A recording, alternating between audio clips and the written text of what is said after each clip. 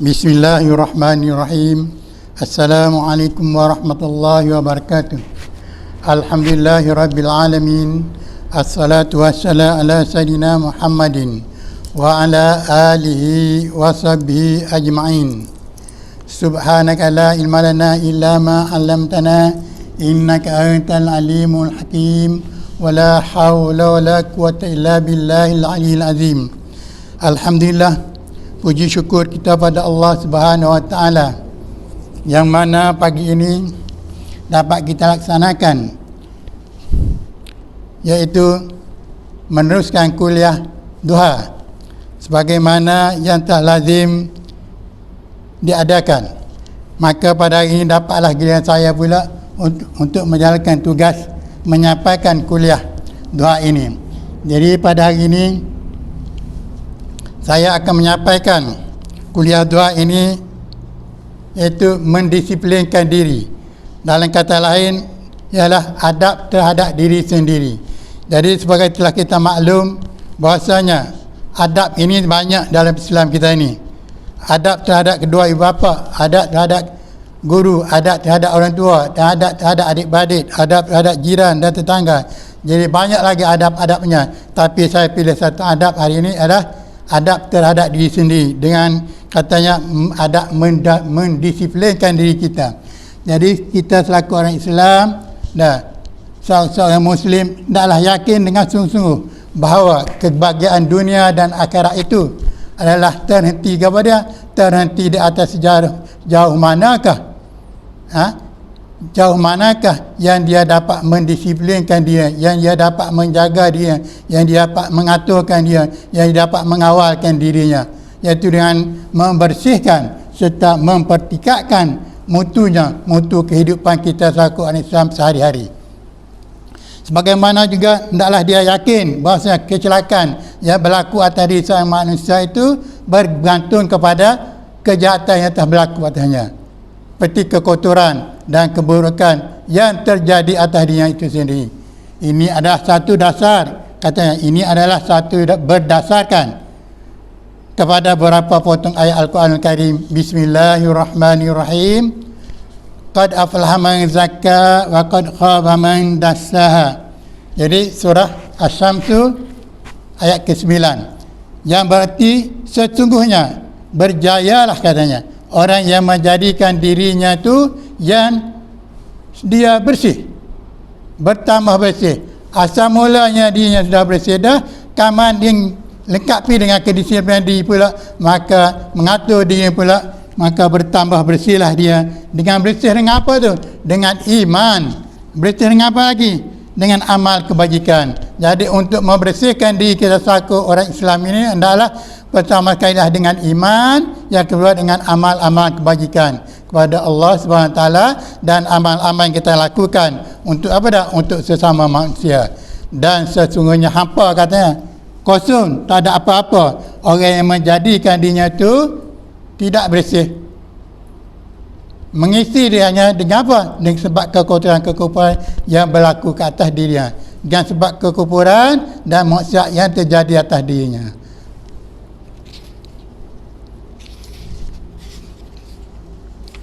Dan dalam hal ini hendaklah kita bergembira dengan sungguh-sungguh, dan hendaklah kita yakin dengan sungguh-sungguh, hendaklah kita penuh keyakinan membersihkan diri kita ini pada Allah Subhanahu Wa Taala dengan beberapa langkah, katanya. Nah,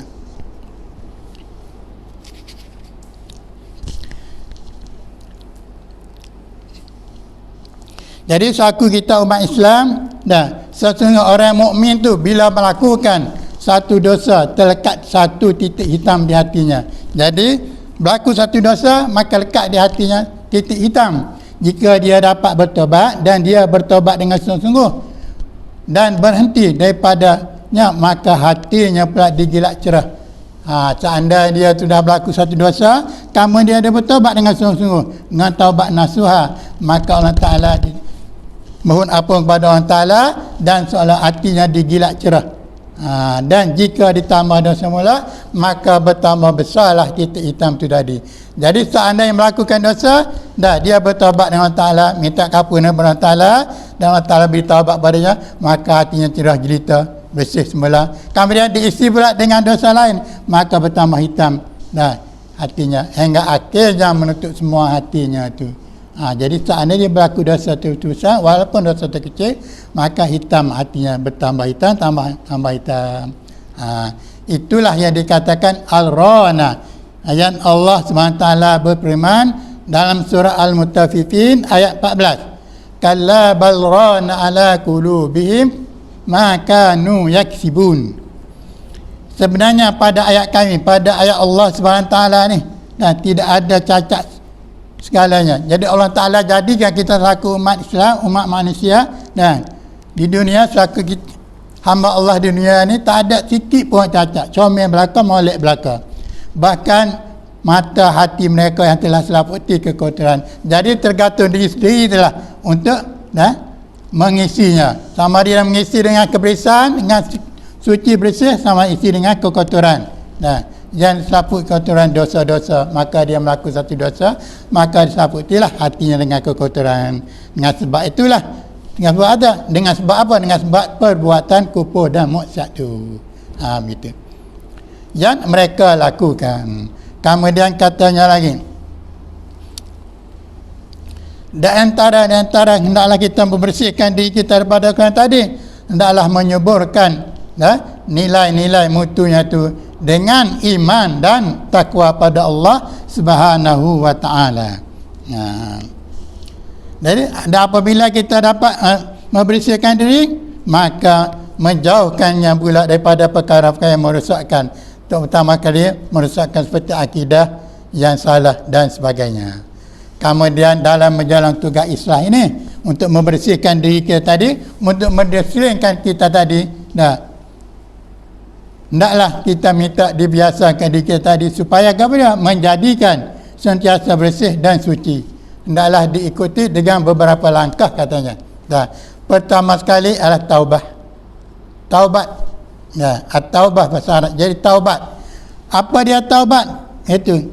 Taubat ialah melepaskan diri pada segala jenis dosa dan maksiat. Itulah taubat. Jadi melepaskan diri kita pada segala jenis dosa dan maksiat. Kemudian kita mohon pada Allah Ta'ala supaya Allah Ta'ala mengampunkan segala dosa-dosa seandainya berlaku dosa terhadap diri kita. Kemudian sebab itu hendaklah kita menyesalkan pula di atas segala dosa yang kita telah lalu tu, yang telah kita lakukan tu. Kemudian selepas itu hendaklah berazam tidak akan mengulangi lagi perbuatan dosa tersebut pada masa akan datang. Itulah dikatakan taubat. Itu taubat inilah melepaskan diri pada segala jenis dosa. Kemudian kita menyesal di atas perbuatan yang telah lalu itu. Kemudian kita mentanam dengan sungguh di hati kita, berazam dengan sungguh-sungguh tidak akan mengulangi lagi perbuatan dosa tersebut pada masa akan datang. Itulah dinamakan taubah. Firman Allah Subhanahu wa Ta'ala, Bismillahirrahmanirrahim. Ya ayyuhallazina amanu tubu ilallahi taubatan nasuha. Asa rabbukum an yukaffira ankum sayyiatikum wa yudkhilkum jannatin tajri min tahtihal anhar. Wahai orang yang beriman, bertaubatlah kamu pada Allah, mintalah dihapuskan dosa-dosa kamu dengan taubat nasuha. Jadi taubat nasuha adalah taubat dengan sungguh-sungguh. Dia mohon keampunan pada Allah Ta'ala, kemudian dia tidak melakukan lagi dosa yang telah dilaksanakan itu. Sebagaimana kita telah bacakan tadi, kita telah ceritakan tadi, dan berazam tidak akan mengulangi lagi perbuatan itu. Itulah dikatakan taubat nasuha. Mudah-mudahan kata Tuhan kamu akan menghapus segala kesalahan kamu dan memasukkan kamu dalam syurga yang mengalir di bawahnya beberapa sungai dalam syurga itu. Yang keduanya pula ialah murakabah. Apakah dia murakabah ini? Ialah bahasa seorang Muslim itu memaksa dirinya mengingati Allah Subhanahu wa Ta'ala yang maha mulia lagi maha tinggi. Itu murakabah. Jadi seorang Islam adalah maksa dirinya mengingati mendekatkan diri kita pada Allah Ta'ala yang maha mulia, yang maha agung dan maha tinggi. Dengan mengasihi Allah SWT, hendaklah kita mewajibkan diri kita ni bersifat demikian. Sifat mana? Sifat mengasihi Allah SWT pada setiap detik dalam hidup.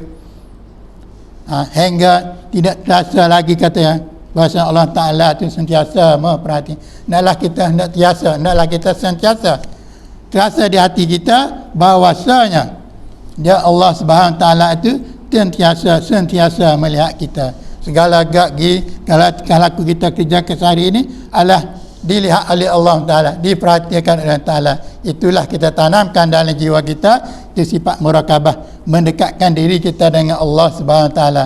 Cara mendekatkan diri kita dengan Allah Ta'ala ni tidak lain dan tidak bukan adalah beribadat pada Allah Subhanahu Ta'ala, mengerjakan apa yang diperintahkan oleh Allah Ta'ala, meninggalkan apa yang dilarangkan oleh Allah Ta'ala, dan penuh dengan zikir. Zikirlah pada Allah Ta'ala setiap saat dan setiap waktu. Lebih-lebih lagi selepas salat 5 waktu. Hendaklah kita berzikir dengan Allah Ta'ala, memuji Allah SWT dengan kalimah subhanallah walhamdulillah Allahu akbar dan umpamanya.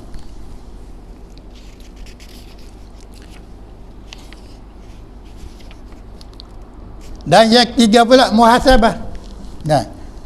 Apakah yang dimaksudkan muhasabah itu? Hendaklah kita memperhitungkan diri kita untung dan rugi. Jadi kadang kehidupan kita sehari-hari ini hendaklah kita hitung. Sebelum orang lain hitung diri kita, hendaklah kita hitung terlebih dahulu. Kita hisapkan diri kita lebih dahulu. Apakah yang kita lakukan hari ini? Kebaikannya sebanyak mana, keburukan sebanyak mana. Kita mesti tahu. Orang lain tak akan boleh tahu apa yang kita lakukan, kecuali diri kita sendirilah yang boleh tahu. Dan Allah Subhanahu Wa Ta'ala yang lebih mengetahui apa yang segala kita lakukan. Jadi kita dapat tahulah setiap hari-hari ini apa yang kita buat. Kebaikan sebanyak mana, ibadah pada Allah sebanyak mana, keburukan sebanyak mana. Sebelum kita dihitung, dah akhirat kelak kita boleh hitung dah selama kita hidup di atas dunia ni. Jadi saatnya kita hitung tu dah kejahatan banyak pada kita, situlah kita menambahkan taubatlah dengan Allah Ta'ala dan membuatlah kebaikan sebanyak-banyaknya kepada Allah Ta'ala. Dan mudah-mudahan tidak begitu. Kita Islam ni sudah melakukan kebaikan sudah banyak.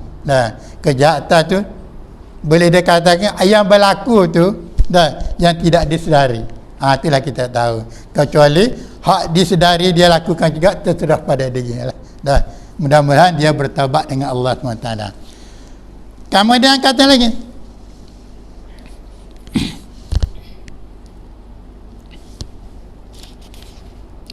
dan yang keempatnya pula, yang keempat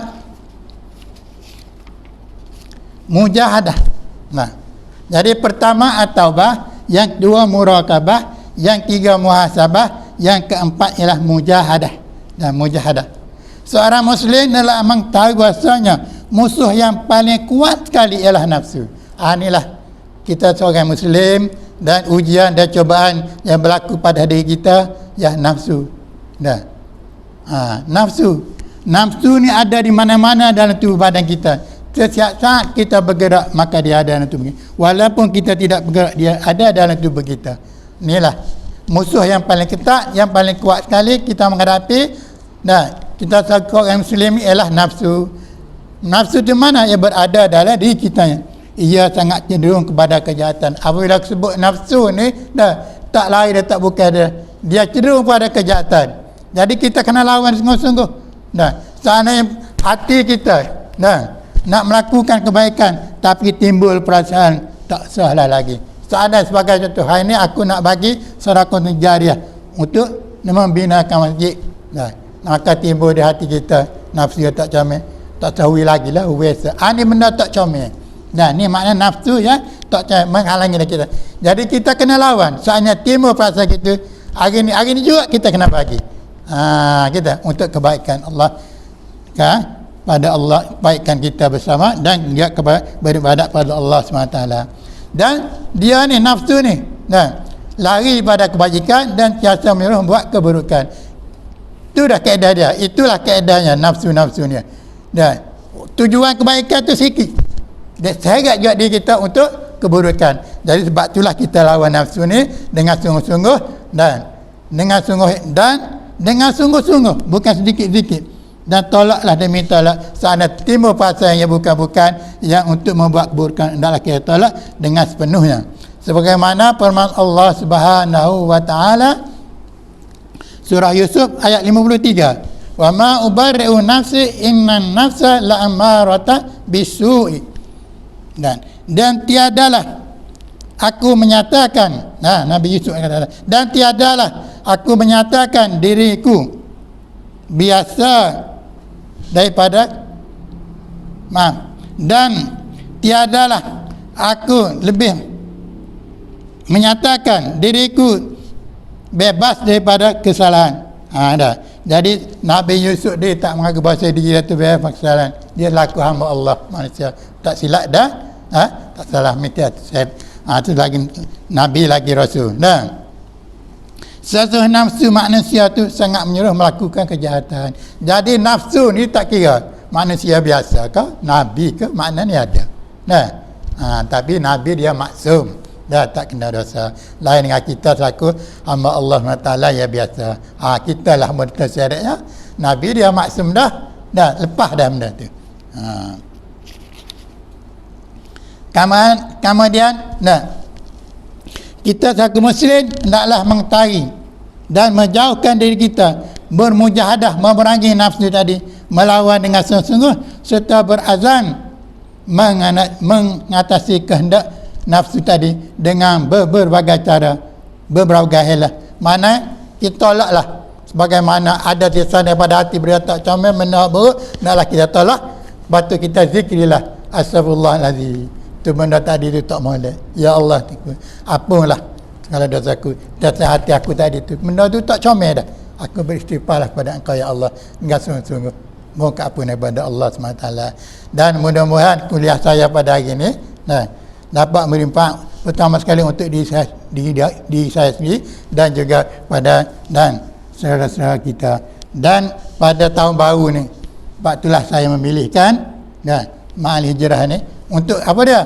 Untuk mengadakan disiplin di seandainya tahun dulu kita dah sekian, maka mengadakan dalam tahun baru ni, tahun baru Islam kita ni pula dah berapa hari dah? Dah 6 hari dah.